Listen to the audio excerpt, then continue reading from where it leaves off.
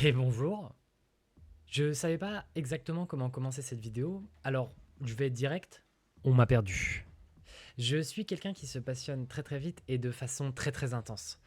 J'en veux pour preuve la vidéo que j'ai faite sur Crash Team Rumble, jeu qui est évidemment mort à peine 6 mois après la parution de cette vidéo.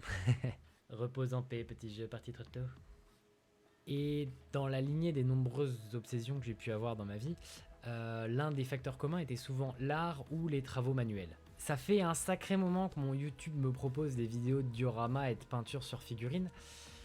J'ai réussi à tenir, hein, mais il y a à peine 3 mois, j'ai craqué.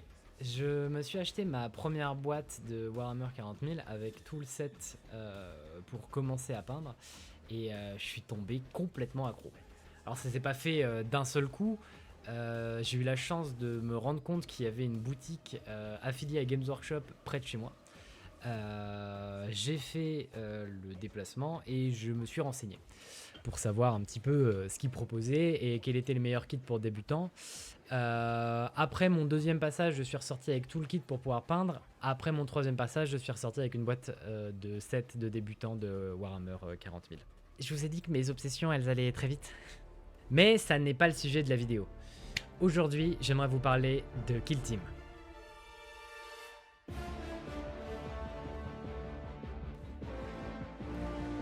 Kill Team, ou plus exactement la boîte Kill Team Hivestorm. En fait, mon but ce serait principalement de vous partager des retours sur la boîte en elle-même et surtout vous expliquer pourquoi, en tant que débutant, j'ai trouvé que c'était un bon choix pour commencer. Bon, déjà, la raison principale, elle est très enfantine, c'est que c'est ma première grosse boîte. Les Vespids sont vraiment trop stylés. Genre, j'adore les modèles. Les Aquilions sont aussi très classe. J'aime beaucoup les jetpacks. Enfin, je kiffe vraiment le design de la boîte. Le fait qu'il y ait des décors qui sont aussi stylés. Enfin, voilà, il y a tout. Ça transpire le style. Mais outre mon côté fanboy de l'univers 40K, je pense que ce qui m'a intéressé principalement, c'est Kill Team en lui-même. C'est un super point d'accès pour rentrer dans l'univers 40K, je trouve, en tout cas l'univers tabletop 40K. La boîte en elle-même aussi, bah, l'avantage c'est que on a les décors, on a les règles, on a 2 teams, on a énormément de choses. En fait, la boîte, une fois montée, peint, on a tout ce qu'il faut pour faire déjà nos premières parties de Kill Team. Là où du Wargame 40K, ça va vous prendre un peu plus de temps parce qu'il faudrait monter une liste, acheter les figurines, les peindre, ça prendra plus de temps de les peindre. Enfin, en fait, tout est plus long sur un Wargame 40K. Donc, déjà, rien que pour ça, la boîte gagne des points, je trouve. Il y a aussi un petit aspect financier parce que bah, du coup, commencer sa première armée, si on veut vraiment s'amuser, de ce que j'en ai compris, je n'ai commencé le hobby que depuis 3 mois, mais de ce que j'en ai compris, si on veut vraiment commencer à s'amuser, il faut au moins avoir 1000 points. 1000 points, ça se fait pas forcément comme ça. Toutes les combats de patrol se valent pas.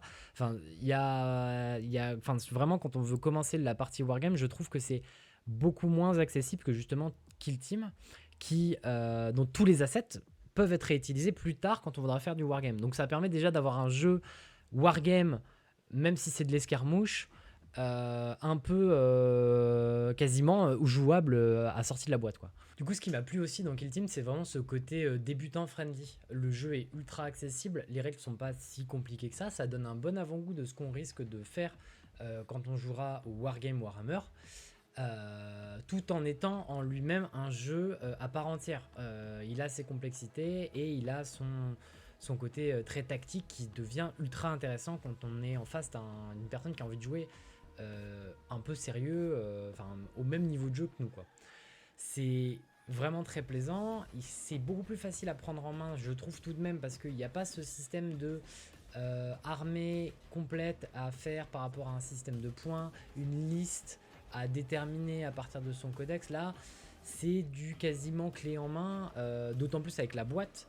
Parce que bah en fait on a notre armée quand on achète une team, donc on a notre team pardon, et bah en fait on peut pas vraiment faire beaucoup plus que ce que la team nous propose déjà dans la boîte. On peut rajouter quelques figurines, par exemple je vois le cercle Hierotech, je sais que dedans on peut ajouter des immortels qui ne sont pas dans la boîte de base. Mais bon, en fait, objectivement, à part quelques immortels qu'on peut ajouter ou alors choisir un autre technomancien, il n'y a pas énormément de choses qu'on peut modifier. En fait, l'ADN profond de l'armée ne change pas du tout au tout. Si c'est une armée de distance, ça restera plus ou moins une armée de distance. On ne peut pas passer de avec tel détachement, je vais faire de la distance et avec celui-là, je vais faire plus du CAC. C'est vraiment plutôt la team qui va déterminer le gameplay. En tout cas, c'est ce dont j'ai l'impression, principalement. Donc forcément, quand on compare avec Warhammer, on se dit, enfin du coup pour les personnes qui connaissent Warhammer, vont se dire bah en fait on perd un peu en intérêt de jeu parce que du coup c'est beaucoup moins customisable. Mais en vrai, quand comme moi on débarque dans l'univers, et ben je trouve ça plutôt rassurant de se dire j'ai pas à réfléchir à mon armée, je trouve une team qui me plaît et bah c'est parti en fait. Je mets quelques éléments de décor, je me trouve un pote et puis on est parti. Il nous faut 4D et puis voilà. C'est vraiment très, enfin ça nous rend, enfin ça me rend enthousiaste en fait de me dire que ça peut être aussi rapide que ça de commencer à jouer. Du coup je trouve le jeu déjà pour cet aspect là beaucoup plus débutant friendly et plus facile de par sa facilité d'accès. Après c'est déjà un point que j'avais abordé un peu plus tôt, mais en réalité la plupart des... Il y a mon chat qui fait de la merde, attendez. Qu'est-ce que tu fais? Fuis créature, oui. Donc je disais, oui, donc c'est déjà un point que j'ai abordé, mais en fait ce qui m'intéresse aussi c'est le fait que bah, du coup techniquement toutes les teams qu'on va pouvoir prendre, c'est un potentiel premier pied dans une armée. Ça nous permet de tester des choses et surtout en fait bah, toutes les filles qu'on a dans notre team, bah, en fait on va pouvoir les mettre dans notre future armée. Donc quelque part en fait on commence déjà avec un jeu spécifique, mais au fond on peut derrière se retrouver à jouer à Warhammer 40 000 le wargame quoi. Donc je trouve ça vachement bien et c'est pour ça aussi que j'ai choisi ça pour débuter dans l'univers. Voilà, du coup on a fait un peu le tour de tout ce que je voulais dire sur la boîte et mes raisons pour lesquelles je les ai prises. Après je suis un débutant, j'y connais rien, ça se trouve j'ai dit des trucs qui vont vous faire péter un plomb. Mais écoutez, dans ce cas là laissez-moi un commentaire, on en discute. Je suis très curieux d'avoir les avis des personnes de la communauté Warhammer sur Kill Team. En tout cas la V3 m'a l'air plutôt appréciée en tout cas. Pour l'avoir un peu testé, moi je trouve ça trop bien, mais après moi j'ai pas d'éléments de comparaison, juste je trouve ça trop bien parce qu'il y a ce petit côté XCOM que je trouve très appréciable aussi parce que les règles sont un peu quand même, je l'ai pas évoqué, mais les règles sont quand même différentes sur certains points du wargame classique Warhammer parce que par exemple le système de tours est pas divisé en tu joues et ensuite je joue, c'est plutôt tu joues une figurine, je joue une figurine, tu joues une figurine, je joue une figurine, jusqu'à ce que jusqu'à ce que nous deux on puisse plus jouer de figurine. Et dans ce cas-là, le tour est fini. Et j'aime bien du coup ce petit côté justement un peu jeu d'échecs, un peu XCOM sur plateau. J'apprécie beaucoup.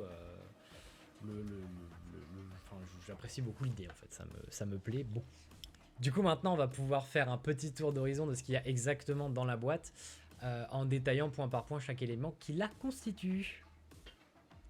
Alors, dans cette magnifique boîte, bon, déjà, premier point, on trouve nos deux teams, hein, les Vespides d'un côté et les Inquilions de l'autre. Il y a également une grappe d'équipement universel. Il y a du terrain. Pas mal de terrain. On a le plateau de jeu au format d'une partie classique de Team Kill en 1v1. On a également un écrin avec à l'intérieur les règles du jeu Kill Team, les règles de nos deux teams ainsi que un peu de lore autour de la mission Hivestorm, le livret d'assemblage évidemment, quelques planches de jetons pour le jeu, ce qui est quand même plutôt plaisant, parce que c'est quand même plus intéressant de prendre ça plutôt que de devoir faire des impressions et d'avoir des petits bouts de papier un peu nuls. Bah là on a des jolis petits tokens en carton, je les trouve cool. Et enfin on a un paquet de cartes d'opération qui vont nous permettre de scorer des points pendant nos parties en déterminant plusieurs opérations tactiques, critiques, ce genre de choses qui est quand même plutôt indispensable pour commencer à jouer. Voilà, on a fait le tour de la boîte. Bon, évidemment, il y avait aussi quelques socles et des dés. Bon, je vous laissais pas montrer, je pense que vous vous rendez bien compte de ce que c'est un socle ou un dé, c'est pas le plus important. On a quand même pas mal de choses dans cette boîte. Du coup, comme je disais, moi je suis un débutant, donc en vrai, ça me rend trop heureux. Je suis comme ça, là, j'avais trop envie de commencer à les monter. Je dis j'avais parce que ça a déjà commencé.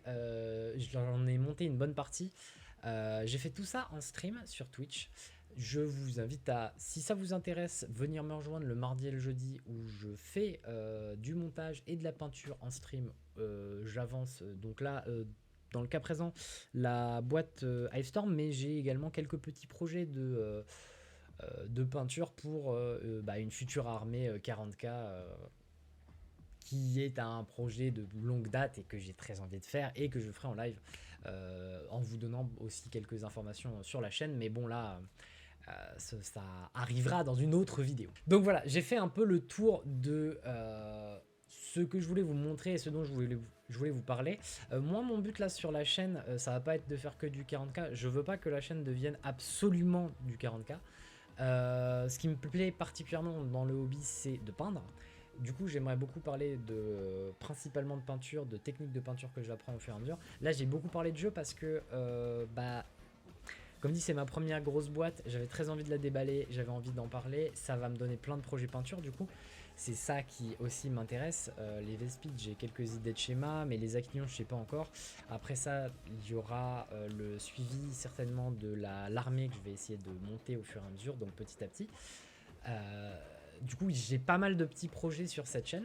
Donc, je vous invite, si ça vous intéresse, de suivre mon parcours en tant que gros débutant qui a à peine 3 mois dans le hobby et qui veut commencer un peu à en découdre avec des pinceaux. Du coup, je vous invite à me follow et puis à me follow sur Twitch, vous abonner sur la chaîne. Hein. Vous pouvez prendre le petit abonnement qui fait plaisir, me laisser un pouce bleu et surtout me laisser un commentaire parce que j'ai très envie d'avoir vos retours sur les vidéos, sur ce qui pourrait vous plaire de voir, même si pour le moment j'ai quand même quelques idées bien précises. Mais j'ai bien envie de aussi écouter un peu ce que vous aimeriez voir. Est-ce que vous pourriez me conseiller? Parce que du coup, ça peut toujours me donner des idées justement pour des prochaines vidéos. Voilà, on est arrivé au bout de la vidéo. Il ne me reste qu'à vous souhaiter une très bonne journée, une très bonne soirée, une très bonne nuit, une très bonne semaine ou un très bon week-end. Et à vous dire à la prochaine, c'était Screwbolt. Salut.